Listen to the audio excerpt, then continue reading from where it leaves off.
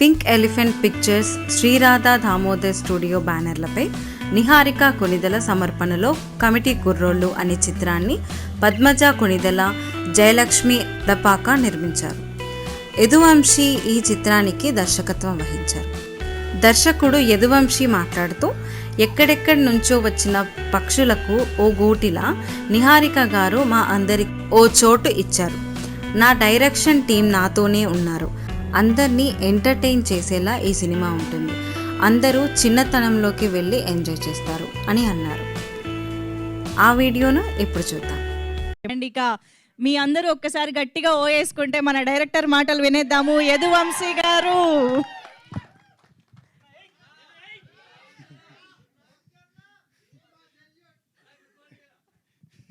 కంగారు పెట్టద్దు, కంగారు లేదో మాట్లాడేస్తాను.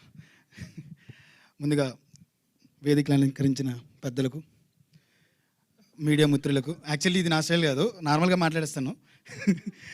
మీడియా కుర్రోళ్ళకి, అలాగే వేదిక అందించిన మా కమిటీ కుర్రోళ్ళకి, వేదిక ముందును చూస్తున్న మా కమిటీ కుర్రోళ్ళకి, మీడియా ద్వారా టీవీలో చూస్తున్న మొత్తం అన్ని ఊళ్ళలో ఉన్న అందరి కమిటీ కుర్రోళ్ళకి, కమిటీ కుర్రలది అంటారు అనుకుంటా, అందరికీ కూడా first of all thank you. చాలా బాగా రిసీవ్ చేసుకుంటున్నారు మమ్మల్ని అందరినీ. యాక్చువల్లీ నేను చాలా మాట్లాడదాం అనుకున్నాను, కానీ రమేష్ గారు మొత్తం తిట్టారో తిట్టలేదో, అయితే ఏమైనా చెప్తున్నారో కూడా అన్నీ చెప్పారు.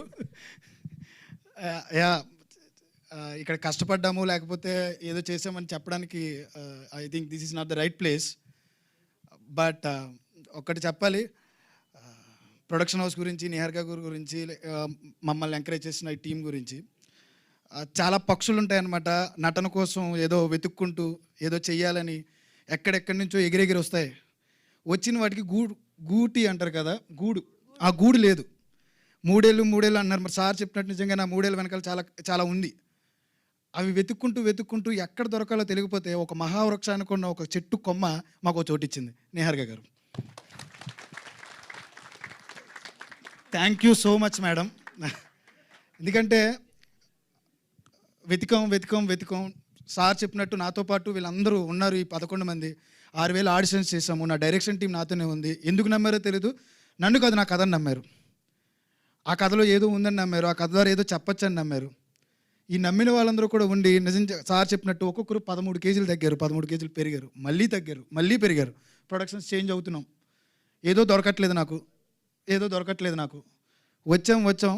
ఆ వెతుకుతున్న టైంలో నిజంగా ఒక బంగారు బాతు దొరికింది మాకు. అది ఎలా అంటే నిహారిక గారు ఇచ్చిన ధైర్యం.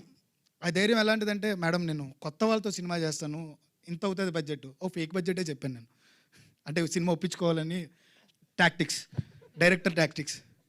బట్ వెనకాల ఒక మాస్టర్ మైండ్ ఉంది, రమేష్ గారు పసిగట్టేశారు. అరే నాన్న, నువ్వు చెప్పిన కథకి ఇక్కడ జరుగుతున్న దానికి అసలు సంబంధం లేదు,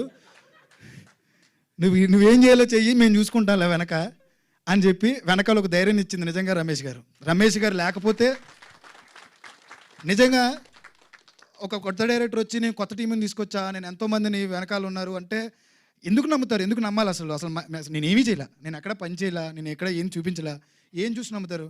ఏదో నమ్మారు. అది ఏం నమ్మారని వాళ్ళకే తెలియాలి, మరి ఆ మేడంకి సార్కే తెలీదు, నాకు తెలీదు. నమ్మేశారు. ఆ నమ్మకం ఎంత దూరం తీసుకొచ్చిందంటే, మీరు చెప్పినట్టు వాళ్ళు ఎన్నో కష్టాలు పడి ఉంటారు, మా యాక్టర్స్ కానీ, మేము కానీ, మా టెక్నీషియన్స్ కానీ, ఇంట్లో మేము యాక్టర్లు అవుతాం, మేము హీరోలు అవుతాం అని చెప్పి. బట్ నేను ఇక్కడ చెప్తుంది, ఇక్కడ 11 మంది హీరోల్ని కాదు మేము జనాలకి పరిచయం చేసేది, 11 మంది పర్ఫార్మర్స్ని, 11 మంది నటులని. వాళ్ళెవరూ నటించలేదండి, జీవించారు. ఈ వర్క్షాప్ అంతా కూడా వాళ్ళ ఫ్రెండ్షిప్కి చేసాం, నాట్ ఫర్ డైలాగ్స్. ఆ 11 మంది మధ్య ఉన్న ఫ్రెండ్షిప్ని మీ చిన్ననాటి స్నేహితులు గుర్తు చేస్తారు, మీ చిన్ననాటి స్నేహం గుర్తొస్తుంది, మీ చిన్నప్పుడు మీకున్న భావోద్వేగాలు గుర్తొస్తాయి, మీ ఆనందాలు గుర్తొస్తాయి, మీ నాటినది గుర్తొస్తుంది. మీరు చేసిన అన్ని పనుల్ని వాళ్ళు తీసుకొచ్చి ఫ్రేమ్ మీద పెట్టారు, అంతే. ఇక్కడ మా అందరి కష్టం కంటే వాళ్ళ కష్టమే ఎక్కువ ఉంది. సో మా 11 మంది జెమ్స్ అండి.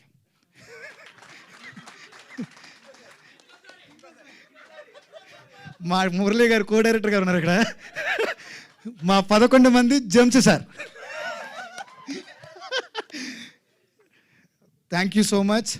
First of all, I'd like to thank ఈ బ్యాక్ ఎండ్ నుంచి ఉన్న మా దీపక్ సరోజ్కి నన్ను ఇక్కడి వరకు తీసుకొచ్చినందుకు, అంకిత్ కొయ్యాకి నన్ను నిహారిక గారిని పరిచయం చేసినందుకు. ఐ థింక్ ఎర్లీగా మాట్లాడుతున్నాను అనుకుంటే ఇవన్నీ నేను ఇంకా చాలా తర్వాత మాట్లాడాలి, ఇప్పుడు కాదు. ఫనీ అడపాక గారు, thank you so much for accepting us sir. మా కుర్రోళ్ళందరినీ మీరు ఓన్ చేసుకున్నారు. అందరికీ కూడా చాలా థ్యాంక్స్. అలాగే విజయ్ మాస్టర్, నిజంగానే భయపడ్డానండి, చాలా భయపడిపోయాను నేను. మా డిఓపి గారు కూర్చుని, అమ్మో సార్కి నేనేమైనా చెప్పగలనా, ఇలా చేయొచ్చు అలా చేయొచ్చు. అస్సలు ఏం లేదు సార్. ఒక్క డైరెక్టర్ అంటే ఆడు చిన్నోడైనా ఆడు కుర్రోడైనా వయసులో ఎంత ఉన్నా కానీ విజయ్ మాస్టర్కి నేను చూసిన తర్వాత షాక్ అయిపోయా. సార్ నాకు ఇలా కావాలి సార్ అనేటప్పటికి వెంటనే ఓకే మీకు ఇలా కావాలి కదా, ఎలా కావాలి.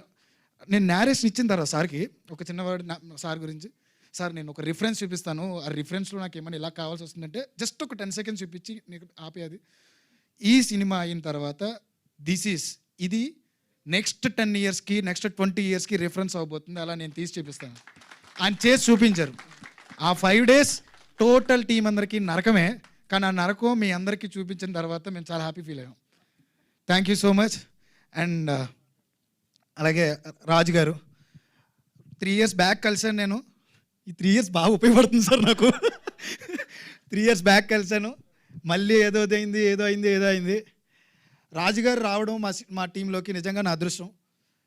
ఒక విజన్ ఒకటి అనుకున్న తర్వాత, అరే కొత్తోడు ఏదోదో చెప్తాడులేరా సొల్లు, లేకపోతే ఇంకోటో చాలా అనుకుంటారు. బట్ నేను అనుకున్న దాన్ని మించి చూసిన వ్యక్తి ఎవరైనా ఉన్నారంటే అది మా రాజుగారే. Thank you so much sir, thank you very much. అలాగే అనిదీప్ దేవ్ గారు, గురూజీ మా అందరికీ. ఆయన ఇచ్చిన ప్రతి పాట ఒక ఆనిముత్యం, ప్రతి పాట ఒక అద్భుతం. మనకి రిలీజులు జరిగిన తర్వాత కన్సర్ట్లు అవుతాయి పాటలు. నాకు తెలిసి మా ఆ రోజులు మళ్ళీ రావు పాట సినిమాది రిలీజ్ అప్పుడే పాట కన్సర్ట్ అవుతుంది. That's for sure sir. Thank you so much అలాంటి పాట మాకు ఇచ్చినందుకు. మిగతా వాళ్ళు మా అన్వర్ అలీ గారు, ఈయన గురించి చెప్పడం కష్టం, ఎందుకంటే మిగతా వాళ్ళందరితో పోలిస్తే ఈయన చాలా క్లోజ్ నాకు. ఆయన పొద్దునుంచి సాయంత్రం వరకు ఒక సినిమా గురించి ఆలోచిస్తున్నారు 2 నెలల నుంచి. ఒకటే ఆ ఫ్రేమ్ దగ్గర నుంచి లాస్ట్ ఫ్రేమ్ వరకు ఆయన చెప్పిందే నేను అంటాను అనమాట. అంత మంచి ఎడిటర్ ఆయన. Thank you so much for accepting us sir. ముందుగా వీళ్ళందరికంటే ముందు నాతో ట్రావెల్ చేస్తున్న నా రైటర్స్ సుభాష్ చీర్ల, అలాగే Kondala Rao Addagalla, thank you so much. మీ అందరికీ కూడా ఒక నోస్టాలజీనే కాకుండా ఒక మంచి వీళ్ళిద్దరి మధ్యన మా ముగ్గురి మధ్యన బాండింగ్ ఎలా ఉండేదంటే, పాపం ఎన్ని వెర్షన్స్ రాయించానో నాకే తెలియదు, ఎన్ని వెర్షన్స్ రాశారో వీళ్ళకే తెలియదు, అన్ని వెర్షన్స్ రాశారు. థ్యాంక్ యూ సో మచ్ మీ ఇద్దరికి కూడా. మీరు చాలా పెద్ద రైటర్ అవుతారని నేను నమ్ముతున్నాను. Thank you. సింహ గారు, thank you so much for మీరు ఇచ్చిన 3 పాటలు కూడా చాలా అద్భుతమైన పాటలు సార్. అలాగే నేను ఎవరైనా మర్చిపోతారేమో నాకు కొంచెం సారీ, ఏమనుకోద్దు. జేడీ మాస్టర్ ఇక్కడికి రాలేదు. జేడీ మాస్టర్కి మొత్తం పాటలన్నీ కూడా ఆయనే కొరియోగ్రఫీ చేశారు. Thank you so much JD master. అలాగే మా ప్రొడక్షన్ డిజైనర్ ప్రణయ్ నైని, మమ్మల్ని అందరినీ కూడా 90s వరల్డ్లో నుంచి 30 years జర్నీని పూర్తిగా చూపించాడు ప్రణయ్ నైని. వాళ్ళ art team, Vishnu and team అందరూ కూడా థ్యాంక్ యూ సో మచ్. ఇంకేమన్నా మాట్లాడాలి? నేను ఇంకేమన్నా ఉంటే తర్వాత మాట్లాడతాను, మేడం తిట్టారు. బట్ డెఫినెట్లీ మిమ్మల్ని అందరినీ కూడా ఎంటర్టైన్ చేస్తుంది. ఇది నేను ఆలోచింపజేసే సినిమా లేకపోతే ఇంకోటన్ను. రండి, కూర్చోండి, చూసిన తర్వాత మీ చిన్నతనానికి వెళ్ళి మీ చిన్నతనంతో పాటు టైం ట్రావెల్ చేసి మాతో పాటు జర్నీ చేయండి. ఈ 30 years లైఫ్లో మీరేం చేశారో సినిమాలు అన్నించి కనబడతాయి. Thank you so much for coming. Thank you so much sir. అయిపోయిందా? మా డైరెక్షన్ డిపార్ట్మెంట్కి అవన్నీ మొత్తం అన్నీ మాట్లాడదాం. అందరి పేరునే మాట్లాడతాను, ఏమైనా మర్చిపోతే ఏమనుకోవద్దు. Thank you so much direction team, నన్ను నిజంగానే భరించినందుకు. Thank you so much. కాదు, ఆల్రెడీ వాళ్ళ టీజర్ లాంచ్లో అనిపించట్లేదు, సక్సెస్ మీట్ ఫీలింగ్ వస్తుంది వాళ్ళు ఇక్కడ స్టేజ్ పైన. But thank you so much. ఇంత మంచి డైరెక్టర్ గారు యదువంశి గారు, ఈ పోస్టర్లో చూస్తే 11 మంది ఉన్నారు, ఆ పోస్టర్లో కూడా 11 మంది, అక్కడ వచ్చేటప్పటికి 10 మంది అయ్యారు. ఏమయ్యారు ఇంకొకరు? మిస్ అయ్యాడండి ఫోటోషూట్లో మిస్ అయ్యారా, సినిమాలో మిస్ అయ్యారా? ఎవరో లేనట్టు, ఒక్కరు కాదండి, 2 లేనట్టున్నారు. 10 మంది ఉన్నారు అక్కడ. 10 మంది ఉన్నారండి. లెక్క పెట్టి అడుగుతున్నా.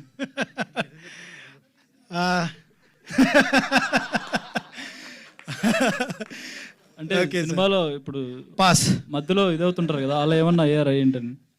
ఏం లేదండి, అది సినిమాలో ఒక మంచి విషయం. మీరు ఒక టీజర్లో లాస్ట్ పోస్టర్ చూసినప్పుడు ఈ 10 మంది ఒక చోటుకు వెళ్తూ ఉంటారు. అక్కడ కూడా 10 మంది ఉన్నారు. అక్కడ కూడా 10, ఆ ఒక్కడి గురించి వెతకడానికి వెళ్తున్నారండి వాళ్ళు. ఓకే అది నేను రివీల్ చేశానండి, ఇంకా అంతకుమించి నేను చెప్పలేను. ఓకే. ఇంకోటి ఈ గొర్రెలు సాంగ్లో మా ఎలక్షన్ టైంలో మందం మీద ఎవరు అంటే A1 గడు అమ్ముతున్నాడు కదా, ఆ A1 ఎవరు?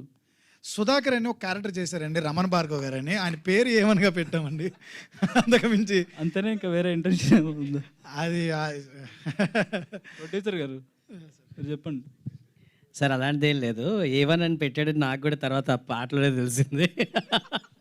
సార్ అంటే ఎలక్షన్ టైంలో అప్పుడు A1 అని చాలా పేపర్లో రాశారు కదా, A1 అంటే వాళ్ళని ఉద్దేశించి పెట్టారా లేక నిజంగా ఏంటని?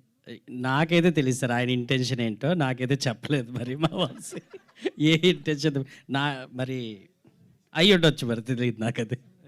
లేదు లేదు, ఇప్పుడుది కాదండి, అప్పుడు కూడా A1 ఉన్నారు. అది అది అది మీడియా మీరు చెప్తున్నారు, మేం కాదు. అంటే ఏం లేదు సార్, ఏవన్ అంటే ఊర్లో ప్రతి ఊర్లోనూ ఒకడు ఉంటాడు మనకి. ఆ ఒకడు ఆ ఊర్లో ఏదో పని చేసినా కానీ ఆడి పేరు ఉంటుంది, ఆడు అందుకని ఆడు ఏవన్ అంటారు అంతే. మా ఊర్లో ఒక ఏవన్ గాడు ఉన్నాడు, అలా మీ ఊర్లో కూడా ఒక ఏవన్ గాడు ఉంటాడు, ఊర్లో ఏదో పని చేసినా ఆడు ఉంటాడు.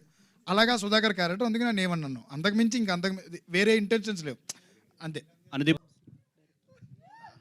సార్, ఈ సినిమా అంటే మీరు కంప్లీట్ గోదావరి సైడ్ అండ్ మీ నేటివ్ అక్కడేనా? అండ్ సెకండ్ థింగ్, ఓకే, సాంగ్లో మనకి పిఠాపురం తాలూకా సార్, ఓకే, తాడేపల్లి కూడా అండి. Okay right sir. సాంగ్లో చాలా నాస్టాలజిక్ మనకి పాత ఐటమ్స్ అన్నిటిని అంటే రిప్రజెంట్ చేస్తూ వచ్చారు. సినిమాలో అవి మన అంతవరకు చూడచ్చు. అండ్ మీ క్యారెక్టర్ని ఇక్కడ ఉన్న ఈ 11 మందిలో రిప్రజెంట్ చేయాలంటే ఎవరితో చేసుకుంటారు? ఓ మై గాడ్ సార్, మా బ్యాచ్ ఒక 15 మంది దాకా ఉండేవాళ్ళం అండి. వాళ్ళందరూ ఎలా వీళ్ళు 11 మందిలో ఎలా కనబడతారో మీకు కూడా ఒక 11 మంది 10 మంది బ్యాచ్ ఉంటారు కదా సార్, వాళ్ళని వీళ్ళలో చూసుకుంటారు. అలా ప్రతి ఒక్కరూ వాళ్ళ బ్యాచ్ని చూసుకుంటారు. ఫర్ ఎగ్జాంపుల్ ఈ శివ లాంటి లీడర్షిప్ క్వాలిటీస్ ఉన్నాడు మన దాంట్లో, కెప్టెన్ లాగా ఒకడు ఉంటాడు, సూర్యలాగా ఒక క్యూట్ బాయ్ ఉంటాడు మా సూర్యలాగా, మా విలియం లాగా ఒక నాటీ బాయ్ ఉంటాడు ఒకడు, చిల్లరగా చేస్తూ ఉంటాడు ఊళ్ళో. పెద్దోడు అని చెప్పేసి ప్రసాద్ బెహ్రా చేస్తున్నాడు, వి మిస్ హిమ్ హియర్ షూట్లో ఉన్నారు, ఆయనలాగా ఒక మంచి ఫన్ చేసేవాళ్ళు ఉంటారు. ఈచ్ అండ్ ఎవ్రీ క్యారెక్టర్కి ఒక క్యారెక్టరైజేషన్ ఉంది. అలాగా ప్రతి ఒక్కరూ ఒక్కొక్కరిని కనెక్ట్ అవుతారండి అందరూ. ఇప్పుడు ఈ సుబ్బులాగా కొంచెం యాంగ్ మ్యాన్ ఉంటాడు మనకి ఊళ్ళో, అలా నేను అందరితోనే కనెక్ట్ అయ్యాను, నా క్యారెక్టర్లు అన్నీ. అది నిజం చెప్పండి సార్, మీరు చేసి ఉండరా, మీరు ఫీల్ అయ్యి ఉండరా? మా అంటే సార్ మామూలుగా నేను ఒక క్వశ్చన్ అడుగుతాను సార్ మీలో, అందులో ఎవరు సార్ ఇక్కడ ముద్దు పెడితే కడుపు వచ్చింది అనుకోకుండా ఉన్న వాళ్ళు ఎవరున్నారు సార్ ఇక్కడ? అందరూ అనుకున్నావా లేదా సార్? న్యాయంగా చెప్పండి, అంతే కదా సార్, న్యాయంగా. ఆ ఇంటర్నెట్ షాప్కి వెళ్ళిన వాళ్ళు ఎంతమంది ఉన్నాం సార్ ఇక్కడ?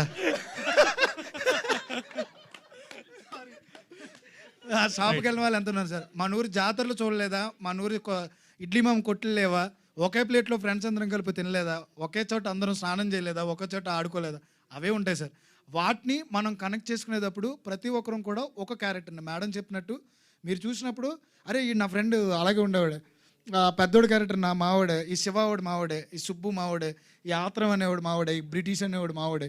అలా ఒక్కొక్క క్యారెక్టర్ని ఒక్కొక్కరికి కనెక్ట్ చేసుకుంటారు సార్. ఈచ్ అండ్ ఎవ్రీ క్యారెక్టర్ని మనం ఓన్ చేసుకుంటాం. సో ముక్కలుగా నాలో ఉన్నారు అందరూ, నిహారిక అందరికీ పంచారు, వీళ్ళు చెప్తారు బెటర్.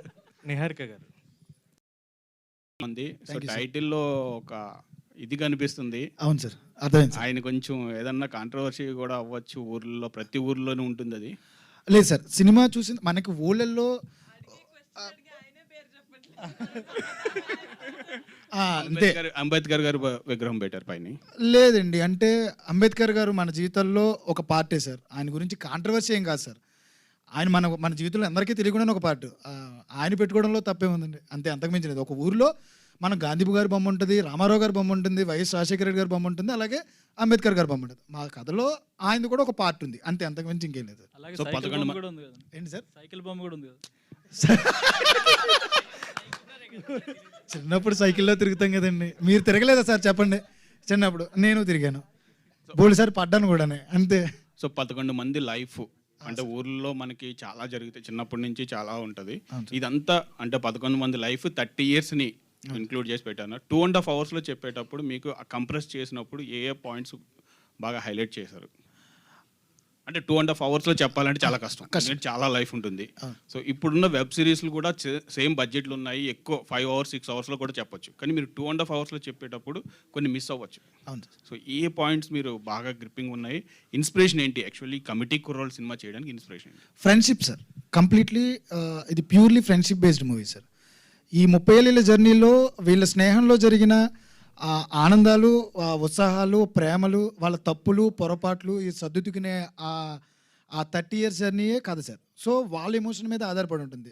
చాలా చాలా బాగా చెప్పాం కూడా 2.5 అవర్స్లో మీరు అడిగినట్టు. ఆ 30 ఏళ్ళు ఏం చెప్పామో అది ప్యూర్గా మేము అనుకున్నట్టు దాంట్లో చెప్పగలిగాం సార్. అంతే సార్. నిహారిక గారు హాయ్ అండి, మీ ఫ్యామిలీ అంతా హ్యాపీగా ఉన్నారు మంది? మరిన్ని న్యూస్ అప్డేట్స్ కోసం subscribe to Lepakshi films. Thank you.